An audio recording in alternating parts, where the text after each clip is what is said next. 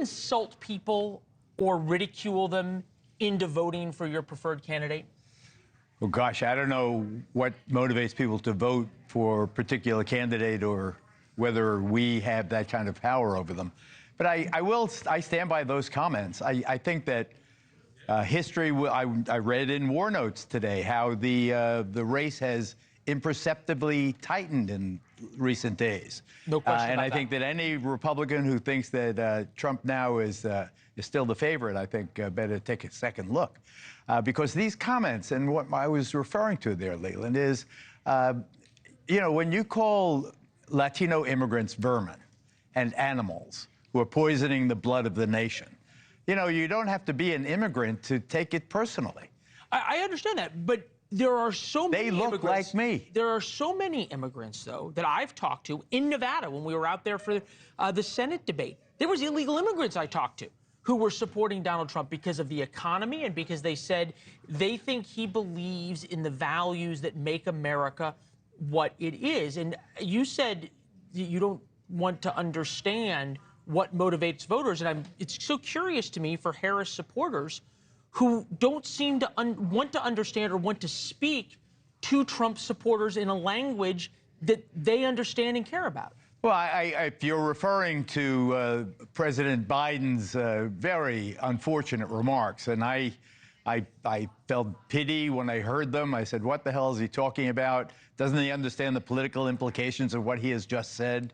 I doubt he even knows, in many ways. I think that I feel tremendous I'm not talking about that. Look, Joe Biden say having gas for 50 years. But you are talking. No, I'm talking about what you said. I'm talking about Mark Lamont Hill calling people deplorables. I'm talking about Mark Cuban saying that there's no strong, intelligent women around Donald Trump. That means that every woman who supports Donald Trump isn't strong or intelligent. I'm talking about Kamala Harris, who cannot get up and say, to parents in America, I understand why you may not want a boy on a girls' sports team. I don't understand why you only see half of the... You're talking about dividing the country.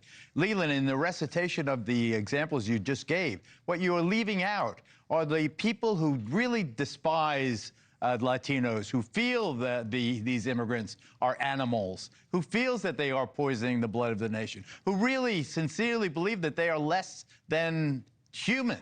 That they are the other, scaring people, overwhelming their lives, raping their daughters, and so on. Kamala Harris is never going to get their votes, but you say you are a Republican who has now changed to be a Harris supporter because you find Donald Trump so awful. No, that's not true. That's not true. I find Donald Trump to be a man who cannot be trusted to honor the Constitution of the United States. So that's a different argument. It's not about race and not about gender or not about trans and this and that. Wouldn't it be a lot easier to get the votes of his supporters, who are many people who are Trump skeptical, if you weren't demonizing them for supporting Donald Trump?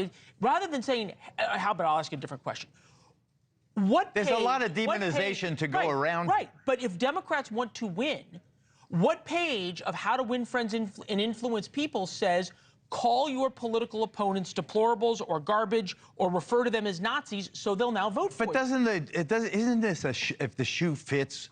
This is people on both sides have stooped to this kind of language. Democrats are saying they are better. I think the Republicans are saying they're better also, Leland. My point is that at this stage in a political campaign that is so, nip and tuck, so head-to-head, so intense, people say stupid things, including the President of the United States.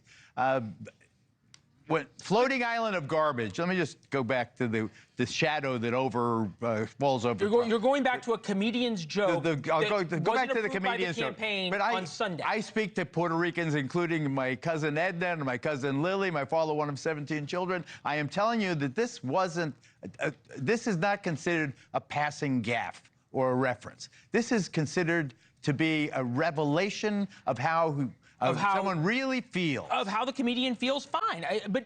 Thanks for watching. Go to joinnn.com to find NewsNation on your television provider.